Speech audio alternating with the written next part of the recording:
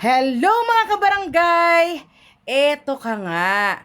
Habang kami ay nagagala dito sa Estancia Mall, syempre kami ay nagutom. At eto nga, dito kami napadpad para magmerienda sa isang roti shop.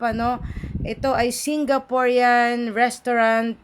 Ang cuisine nila rito na sinaserve ay Malaysian, Indonesian, and Singaporean cuisine. Kaya naman titikman natin ang pinagmamalaki nilang roti. No, at ito ngang roti na to, marami na rin tayong natikman sa iba't ibang restaurant. At iba-iba din yung texture, iba-iba din yung lasa. Kaya ito titikman natin kasi roti shop mukhang ito yung pinaka specialty nila dito. Kaya itong lugar na to, yan, medyo spacious siya, malaki.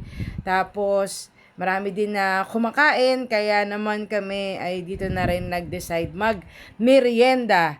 So, ito yung mga menus nila at yung price naman nila ay sakto lang din, Hindi naman ganun kamahalan, hindi rin naman ganun mura, magkasakto lang. At tingin ko naman ay mukhang mag-e-enjoy kami. So, ito na nga, dumating na ang aming order na roti. At syempre, sinamahan na rin namin ng iba nilang food dito katulad ng char kway. Kasi ito, gusto ko rin tong char kway sa ibang restaurant. At yung kanilang Hainanese chicken. Ayan, kaya titikman natin yan. Actually, marami silang food dito na masasarap. Kaso nga lang, yung iba medyo maanghang.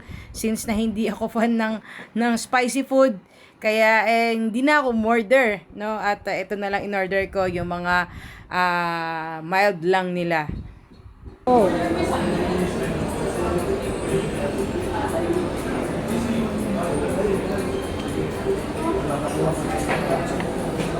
Tik-tikman natin.